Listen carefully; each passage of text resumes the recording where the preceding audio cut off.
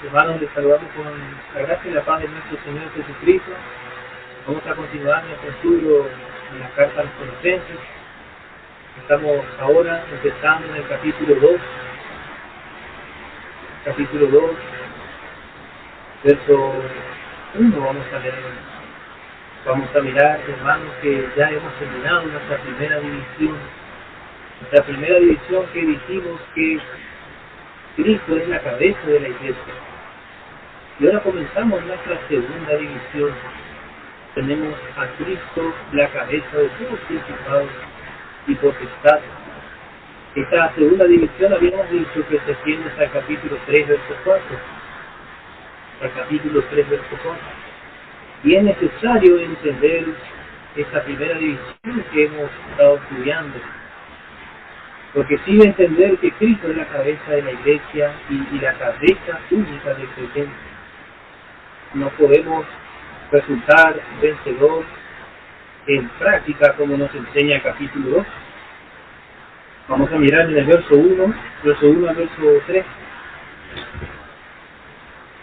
Porque quiero que sepáis cuán gran solicitud tengo por vosotros y por los que están en la Odisea y por todos los que nunca vieron que rostro en carne, para que sean confortados sus corazones, unidos en amor y en toda riqueza de sentido, entendimiento, para conocer el misterio de Dios y del Padre y de Cristo, en el cual están escondidos todos los tesoros de sabiduría y conocimiento. Bueno, el verso 4 prácticamente es nuestro punto clave de capítulo 2, que está dentro de nuestra segunda división de estudio de esta carta. El verso 4 dice: y esto digo para que nadie os engañe con palabras persuasivas. Hermanos, estamos en el tiempo que hay mucho engaño con palabras persuasivas. Engaños con palabras persuasivas. Podemos notar, hermanos, que es una persuasión lo que hacen los maestros del error. Maestros del error intentan persuadir con sus palabras. Y es aquí que el apóstol está encargándose de mostrar todo su trabajo por la gracia y la voluntad de Dios, dice Jesús, para que la iglesia comprenda todo lo que había recibido en Cristo Jesús. Tanto el apóstol, pero a favor de la iglesia. Y esto está en total conexión de lo que habíamos leído en el verso 23 del capítulo 1. Verso 23 que dice: del cual yo, Pablo, soy hecho ministro. Y continúa el verso 24 diciendo que ahora me gozo en lo que padezco por vosotros y cumplo en mi carne lo que falta de las aflicciones de Cristo por su cuerpo, que es la iglesia. Caracteriza la vida entera de Pablo, hermanos, este primer versículo. Él estaba continuamente en batalla. Él era un hombre de guerra en la fe. Usted puede mirar la vida de Pablo en lo natural y no tenía nada, pero en lo espiritual era un hombre de guerra. Era un hombre de guerra, de batalla, continuamente peleando la buena batalla de la fe. Y vemos que su padecimiento fue a favor de la iglesia. Por eso es necesario entender la voluntad de Dios al haber escogido al apóstol Pablo como mensajero a los gentiles. Mensajero a los gentiles. Es muy necesario entender, hermanos, que fue el apóstol Pablo escogido para ser mensajero a los gentiles, es decir, a los no judíos. Nada tiene que ver costumbres, idiomas, leyes de los judíos con los gentiles. Hemos visto que lo que interesa es la vida de Cristo, la vida eterna puesta en nosotros. Y el apóstol Pablo se encarga de mostrar todo lo que el Antiguo Testamento decía que anunciaba a Cristo.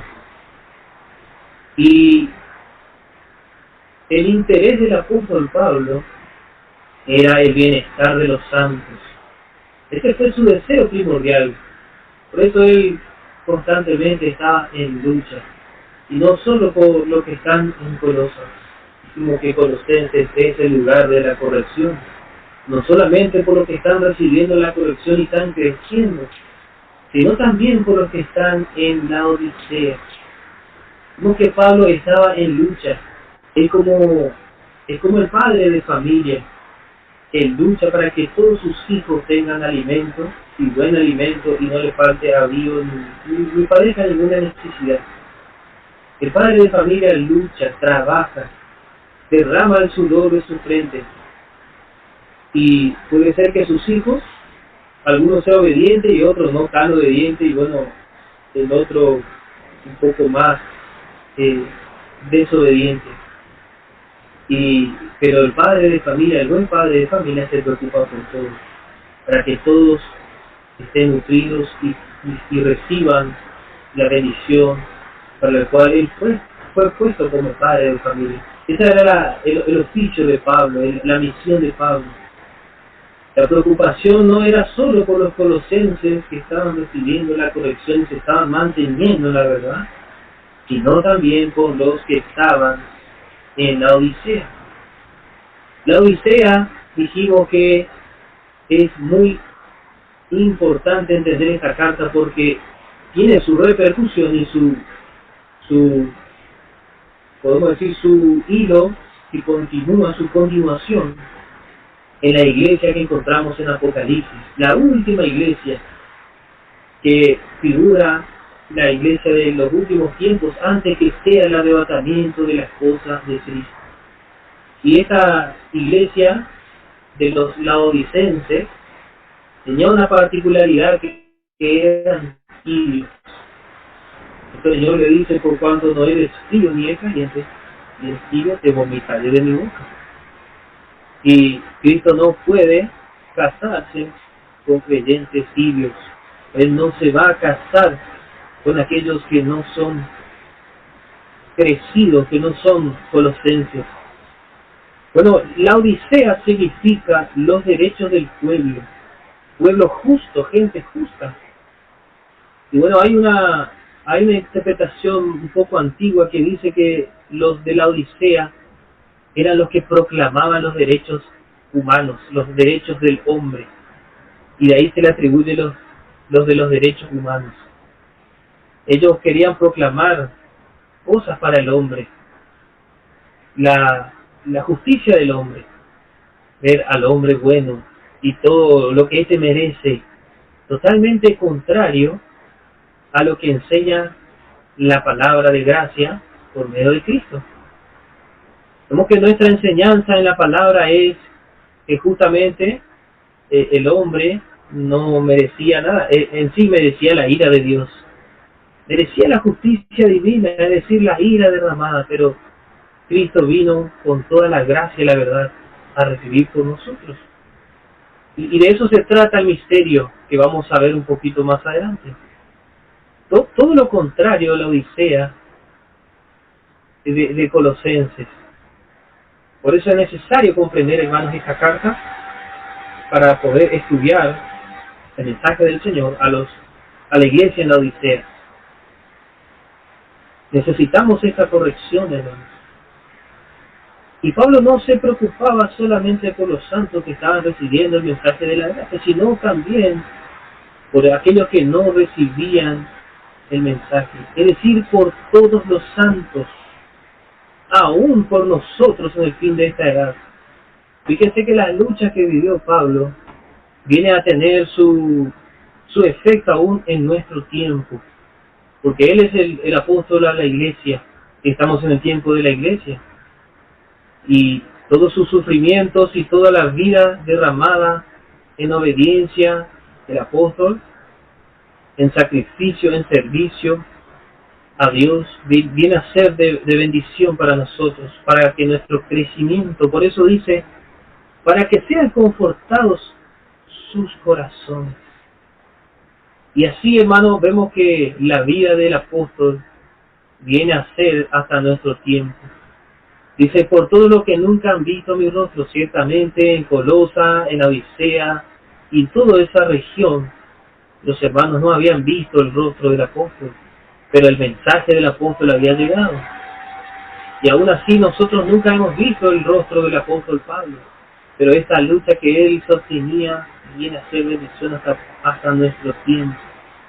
Por eso necesitamos comprender el mensaje del apóstol Pablo, porque fue la voluntad de Dios escogerlo a él. Vamos a mirar en el libro de los Hechos, capítulo 9, el libro de los Hechos, capítulo 9, y en el verso 15.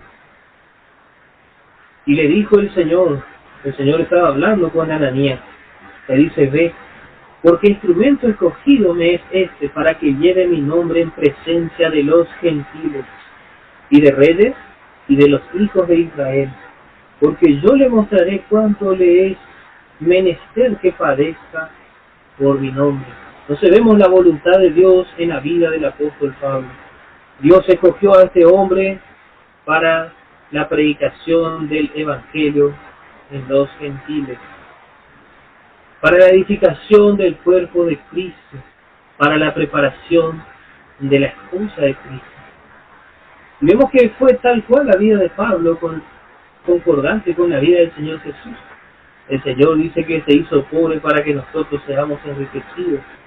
Y así fue el apóstol Pablo. Él trabajó, luchó, se sacrificaba y para enriquecer a otros.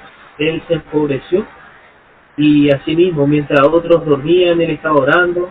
Mientras otros perdían su tiempo, él se negaba a sí mismo. Y mientras otros estaban cómodos, él vivía en oración y luchando. Él estaba preso y otros estaban libres. Y así, hermanos, todos los que busquen ser fieles al Señor van a aparecer. Porque esta es la gracia del Señor.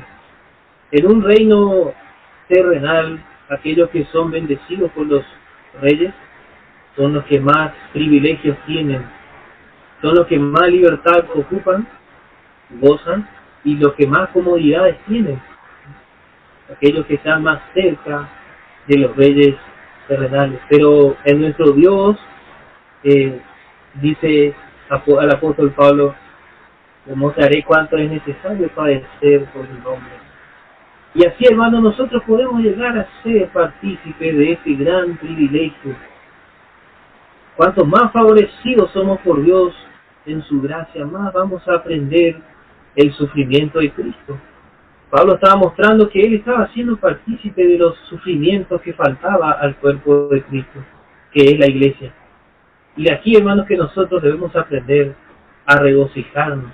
Si nuestro camino es espinoso, si tiene espinas y si sufrimos rechazamiento. Este es el tiempo del rechazamiento. Este es el tiempo en que el hombre rechaza a Cristo. Ahora, cuando Cristo venga a reinar, ahí no va a haber oportunidad de decisión, porque Cristo se va a imponer con toda su gloria y potestad. Y la verdad que es contraria a la manera del hombre natural. Así es, hermano. Lo espiritual es todo totalmente contrario a lo natural, aunque aprendemos de las cosas naturales. Nuestra recompensa, dice, viene de los cielos. Nuestra recompensa es eterna y viene con Cristo. Ningún hombre terrenal puede darnos una recompensa, hermanos, por nuestra obediencia en la fe. Y así es que este apóstol estaba tan interesado en los santos, porque sabía que su recompensa venía del Señor. Todas las asambleas, todas las iglesias de ese tiempo eran de interés del apóstol Pablo. No había nada firmado, no había ningún convenio. Lo único que le unía al apóstol Pablo con los santos era la vida de Cristo. Y así, hermano, nos enseña la vida del apóstol Pablo, qué interés debemos tener nosotros con todas las iglesias. Orar por los hermanos, por todos los hermanos, para que puedan cumplirse el mismo propósito por el cual Pablo estaba trabajando a favor de la iglesia. Seguramente cada uno de nosotros formamos parte de una congregación diferente, un lugar diferente, pero estamos unidos por la vida de Cristo. Pertenecemos a un solo cuerpo por medio de la sangre de Jesús derramada en la cruz. Y este es el interés. que debemos tener, que dice, para que sean confortados sus corazones.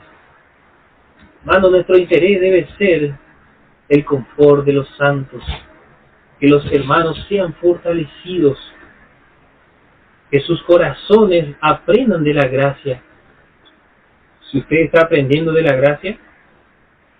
gracia de Dios en verdad, como estamos estudiando, hermano, esta gracia debe producir fruto en usted. Usted debe dejar que esta gracia produzca fruto en usted. Y inevitablemente esta gracia tiene que correr. La palabra de gracia tiene que correr. Y así, hermano, cuando la gracia crece en nosotros, nos hace crecer y queremos también compartir esta gracia tan preciosa. Unidos en amor, dice el verso 2. Lo que el creyente debe entender es que la unidad ya fue hecha en la cruz de Cristo. La unidad del cuerpo de Cristo ya fue hecha. Vemos que el mundo religioso intenta establecer la unidad. Usted puede ver en este tiempo el ecumenismo como intenta trabajar para que todas las religiones sean unidas. Y justamente Pablo, eso es lo que dice en el verso 4. Yo les digo esto para que nadie os engañe con palabras persuasivas. En este tiempo vemos las palabras persuasivas de los maestros del error, los maestros del engaño, que vienen a hablar muy lindo, pero es para acarrear engaño, para engañar a la gente. Y vemos que Pablo trabajó para que nosotros no caigamos en el error, para que no seamos partícipes del error, sino que esa unidad que ya fue hecha en la cruz del Calvario, nosotros podamos, como dice en el capítulo 4 de la carta a los Efesios, podamos ser solícitos en guardar. Vamos a leer el capítulo 4 y en el verso 3, solícitos a guardar la unidad del Espíritu en el vínculo de la paz. Hermosos hermanos, cuando aprendemos la palabra, la palabra es la que debe guiarnos. Ninguna teoría de este mundo, ni ninguna circunstancia que esté ocurriendo a nuestro alrededor puede darnos crecimiento ni entendimiento. Lo único que nos alumbra es la palabra. Es ella la que nos muestra el camino en el que debemos andar. Ella es la que nos da crecimiento y nos muestra el corazón de Dios. Por eso Pablo muestra acá el corazón de creyente. El corazón de creyente. Porque Dios desea hablar a nuestros corazones. Dios desea hablar a nuestros corazones. Que nosotros seamos humillados por su palabra y compungidos y ver que hemos sido unidos en amor. Que esa unidad en amor que fue puesta en la cruz sea práctica en nuestra vida. Dice, y en todas las riquezas de cumplido entendimiento. ¿Por qué Pablo será que quiere decir unidos en amor en este contexto? Bueno, gracias a Dios hemos estado viendo la situación en toda esta carta. Vemos por un lado a los colosenses y por otro lado a los laodicenses. Estados completamente diferentes, y es inevitable admitir que los laodicenses ya estaban sumergidos en el error. Su significado mismo ya nos dice que ellos eran justos en su propia opinión. Ellos no eran en la práctica justos por Cristo, pese a que la justicia de Cristo viene en los santos. La mayoría de los santos no admiten la doctrina de la justificación por la fe, sino que intentan alcanzar una justicia ante los ojos de Dios y de los hombres por sus propias obras, y poder entender que ellos, o poder hacer entender que ellos merecen algo. ¿Cuántas iglesias hoy están proclamando derecho para la iglesia, derecho para los creyentes, reclamando a los gobiernos, reclamando a otras iglesias? Bueno, este es nuestro derecho, dicen, intentando involucrarse en cuestiones civiles. Pero la iglesia tiene que estar preparada para su tu arrebatamiento. La iglesia debe estar lista para ser tomada por el esposo y unirse a su Señor, su amado.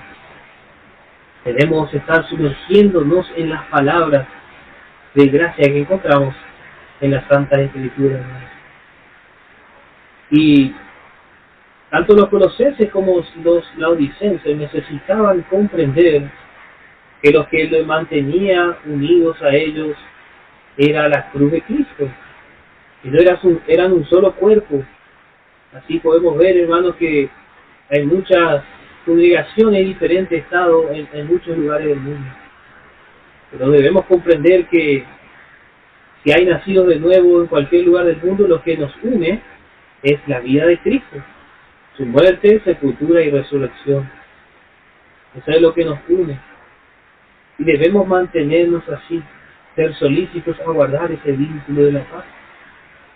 Porque en la práctica, el creyente que está un poco, ya pasó la corrección, y ya ha alcanzado un poco de madurez, generalmente tiende a querer rechazar al que no ha aprendido todavía, tiende a rechazar.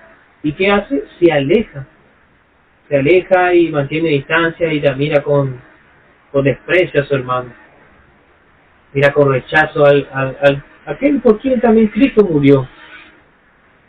Pero ese no fue la enseñanza del apóstol Pablo. Bueno, esta ciudad de la Odisea estaba situada cerca de Colosa, como hemos visto, y con Hierápolis formaban una federación económica. Y fue una de las 7 iglesias de Asia a la cual Cristo se dirigió por medio de su siervo Juan en el libro de Apocalipsis.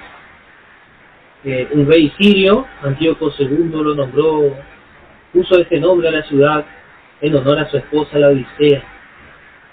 Bueno, esta ciudad está mencionada 4 veces en esta epístola, y como dijimos, nos muestra el estado de la iglesia en el fin del tiempo de la iglesia del fin. Figura los santos tibios de esta edad. Y también Pablo estaba sufriendo por aquellos creyentes indiferentes y descuidados de la Odisea, los creyentes que rehusaron la corrección, como también por los que estaban recibiendo la disciplina, la corrección, los vencedores que hicieron caso a su mensaje. Necesitamos comprender, hermanos, que la iglesia es un solo cuerpo, y parte del cuerpo está en Formosa, parte del cuerpo está en Chaco, en Corrientes, en Misiones, en Argentina, en muchos lugares del mundo. En cada lugar del mundo hay una parte del cuerpo de Cristo, y también a través de las edades hay parte del cuerpo de Cristo. Necesitamos comprender esto, hermanos. Dice en el verso 2, y en todas riquezas de cumplido entendimiento para conocer el misterio de Dios y del Padre de Cristo. Pablo está continuando, haciendo conocer a los colosenses cuál fue su lugar en el plan de Dios. Dios, antes de la fundación del mundo, predestinó a Cristo para ser el Salvador y Redentor de la humanidad. Y escogió a Pablo para hacer conocer a los hombres este plan que tuvo Dios antes de la fundación del mundo. Dice, para conocer el misterio. La palabra misterio es una palabra que nos muestra un secreto, algo que está oculto, algo que está escondido. Y la palabra misterio nos viene a revelar, tal como hemos dicho que la palabra revelar tiene su alusión en correr el velo. Por eso Pablo dice de los judíos que a ellos todavía no les ha sido quitado el velo, no les fue revelado todavía Cristo. Lo encontramos acá que Pablo menciona el misterio de Dios el Padre y de Cristo. Acá encontramos 2 misterios, hermanos, que necesitamos entender y diferenciar. Bueno, tenemos como primero el misterio de Dios el Padre. El misterio de Dios el Padre lo encontramos en la segunda carta a los Corintios, capítulo 5, verso 19. La segunda carta a los Corintios, capítulo 5, verso 19. Este es el misterio de Dios el Padre. Dice, porque ciertamente Dios estaba en Cristo reconciliando el mundo a sí, no imputándole sus pecados, y puso en nosotros la palabra de la reconciliación. Como mensaje del misterio de Dios el Padre es esto, el misterio o el mensaje de la reconciliación, la palabra de la reconciliación, que Dios estaba en Cristo reconciliando al mundo. Ese es el primer misterio del cual Pablo está dando a conocer que los creyentes necesitan entender. Y el segundo misterio de Cristo vamos a subdividirlo en dos. Tenemos el misterio de Cristo. Vamos a Colosenses capítulo 2. Dice, y de Cristo, en el cual están escondidos todos los tesoros de sabiduría y conocimiento. Esta carta nos muestra a Cristo que es supremo a todo. Cristo es supremo a todo, es decir, el Dios manifestado en carne. Como hombre, a Él le fue dada la potestad de todas las cosas, y le fue dado la supremacía de todas las cosas, y vino a ser cabeza de la iglesia, que es su cuerpo, como hemos leído. Y lo primero que encontramos, la primera subdivisión que tenemos en el misterio de Cristo, es que los gentiles son cercanos por la sangre de Cristo a Dios. Son cercanos a Dios por la sangre de Cristo. Vamos a leer en la carta a los Efesios capítulo 3, verso 1 al 6. Como dijimos, esta carta siempre vamos a encontrar su similitud en la carta a los Efesios. Por eso, si usted tiene alguna duda en la carta a los Colosenses, vayamos a Efesios. Y si tiene duda en Efesios, vayamos a Colosenses. Y allí vamos a aprender, hermanos, como dice tal cual Pablo en los Efesios. Bueno, en el verso 1 del capítulo 3 dice, por esta causa, yo Pablo, prisionero de Cristo Jesús, por vosotros, los gentiles. Y es que habéis oído la dispensación de la gracia de Dios que me ha sido dada para con vosotros, o sea, los gentiles, a saber que por revelación me fue declarado el misterio, como antes he escrito en breve, leyendo lo cual podéis entender cuál sea mi inteligencia en el misterio de Cristo. Es decir que, por eso la invitación a leer la palabra, para poder entender el misterio. Pablo fue claro, leyendo podéis entender. La revelación fue dada a Pablo. Nosotros necesitamos leer para ser partícipes de esa revelación. ¿Cuál sea mi inteligencia en el misterio de Cristo? Misterio, el cual misterio en los otros siglos no se dio a conocer a los hijos de los hombres, como ahora. Ese ahora sigue cumpliéndose en este tiempo, el cual estamos viviendo nosotros, el tiempo del fin de la iglesia. Dice, no se dio a conocer a los hijos de los hombres, como ahora es revelado a sus santos apóstoles y profetas en el Espíritu. Que los gentiles sean juntamente herederos e incorporados y consortes de su promesa en Cristo por el Evangelio, del cual yo soy hecho ministro por el don de la gracia de Dios que me ha sido dado según la operación de su potencia. Bueno, acá tenemos claro, parte del misterio de Cristo entonces es que la predicación es a los gentiles, que Dios escogió al apóstol para que el mensaje de Cristo sea dado a los gentiles. Esto fue algo que los judíos, los santos judíos no podían comprender al inicio del tiempo de la iglesia. No podían comprender que los gentiles puedan recibir la salvación, que los gentiles puedan recibir el Espíritu Santo, que puedan hablar en otras lenguas, que puedan ser participantes de la herencia que Dios daba. Los judíos no podían comprender esto. Así que Dios escogió a Pablo para dar a conocer este misterio que estaba oculto. Fíjense, hasta el principio de la iglesia que hasta hoy en día sigue siendo una controversia. Muchos hermanos pretenden judaizar a los gentiles, tal como ocurrió con Pedro. Convertir a los gentiles en judíos no tiene ninguna repercusión espiritual, todo lo contrario. Cae en decadencia, es una decadencia espiritual. Es como volver a echar volver a deshacer la base de una casa y volver a levantarla. Hermano, los gentiles, qué misterio era para los judíos y para los gentiles que desconocían la vida de Dios y de Cristo, también era un misterio. Así que venía el apóstol y les daba a conocer esta herencia que Dios, el único Dios, dio al hombre. Era una locura. Por eso Pablo dice, a Dios le agradó que por la locura de la predicación los hombres puedan ser salvos. Y la segunda subdivisión que encontramos en el misterio de Cristo, ya lo hemos leído en el capítulo 1, verso 27 de la carta a los Colosenses.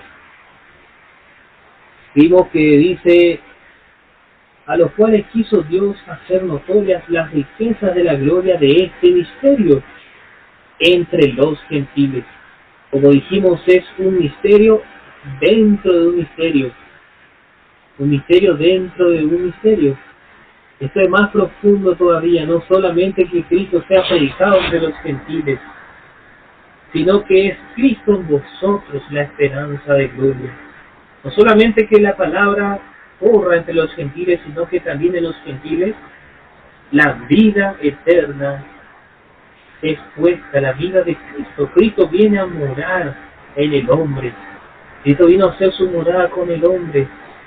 Y esa es una esperanza de gloria. Cristo está en mí y está en aquel que lo ha recibido por la fe.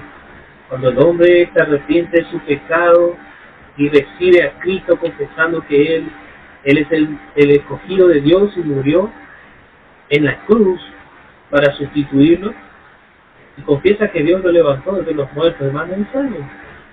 Es salvo si en su corazón lo creyó así, porque con el corazón se cree para ser justificado. ¿Sí? Gracias a Dios. Este es el misterio del cual Pablo está hablando acá. Tanto los colosenses como los de la Odisea necesitan comprender. Tanto los hermanos que están aprendiendo de la corrección en este tiempo y aquellos que están cada vez en decadencia, profundizando en decadencia, también necesitan comprender esto. Los que están siendo corregidos necesitan entender esto para establecerse aún más. Y los hermanos que están en la Odisea, cada día más tibios, necesitan para salir de su tibieza. La iglesia tibia necesita de la doctrina, necesita conocer el mensaje del apóstol Pablo. Porque encontramos en esto, hermanos, que Cristo está dentro del creyente. Y como vemos en Efesios 4, que el propósito de Dios es que el creyente pueda crecer a la estatura de Cristo. Pueda crecer a la estatura de Cristo. Para todo ese propósito es que Pablo estaba luchando, para que los santos puedan recibir todo este conocimiento, para que puedan ser fortalecidos. Todo el propósito, el deseo y la voluntad de nuestro Trino Dios fue cumplido en Cristo. Y también esto estaba luchando, viene a ser una espada, porque la palabra es la espada, viene a ser una espada que viene a cortar el error que estaba circulando en esta región. Pablo estaba atacando a las mentiras de los falsos maestros que visitaban la ciudad de Colosa, la ciudad de la Odisea, aquellos que traían su sabiduría y conocimiento del error. Por eso Pablo muestra que en Cristo están escondidos todos los tesoros de la sabiduría y del conocimiento. Hermanos, no hay mayor conocimiento ni sabiduría más grande que la que hay en Cristo. Necesitamos, hermanos, entender la soberanía de Cristo como cabeza sobre su cuerpo y entrar en comunión con Dios. para poder alcanzar todo esto que el apóstol Pablo hablaba y predicaba. El apóstol acá está enfatizando la superioridad del conocimiento de Cristo que hallamos en el Evangelio que él predicaba. Hay un mensaje superlativo, superior en el apóstol Pablo en comparación con los maestros del error, con los maestros gnósticos y los judíos que estaban trabajando también paralelamente con Pablo, en oposición ciertamente. Todos los tesoros divinos están escondidos en la persona de Jesucristo. En la persona de Jesucristo. Esta es la esencia del Evangelio. No necesitamos anhelar ningún otro conocimiento más alto ni profundo, porque este mundo nos engaña, este mundo nos presenta, Satanás es tan astuto que nos presenta mucho conocimiento, mucha sabiduría en distintas áreas de esta vida. Pero hermano, necesitamos entender qué es lo que debemos saber, qué es lo que debemos saber, hacer una diferencia de qué es lo que debemos saber conforme a la voluntad de Dios, qué es lo que queremos saber, porque nosotros humanamente queremos saber tantas cosas, pero qué es lo que debemos saber. Esta es la voluntad de Dios. Debemos saber todo lo que nuestro Dios ya nos dio en Cristo Jesús, y entonces debemos anhelar todo conocimiento, todo lo que está reunido en Cristo. Ese es el depósito de Dios, las riquezas de Dios para el hombre. Bendiciones espirituales de toda índole, hermanos, hay cuando nos apropiamos de la vida de Cristo. Y ciertamente Pablo luchaba con seriedad con este error, con estos falsos maestros, con este falso producto que se estaba vendiendo, este mensaje erróneo. Como hemos ya advertido, ¿cuál era el error? Y bueno, el verso 4 dijimos que es nuestro punto de partida, ya sea para este capítulo y prácticamente para todas las cartas. Dice, esto digo para que nadie os engañe. Hermanos, necesitamos estar con los ojos abiertos, estar alerta, estar velando, para distinguir y tener discernimiento del mensaje que estamos consumiendo, del mensaje que está corriendo en todo nuestro alrededor. Pablo estaba alertando a los amados colosenses del peligro de estos errores que estaban empezando en ese tiempo.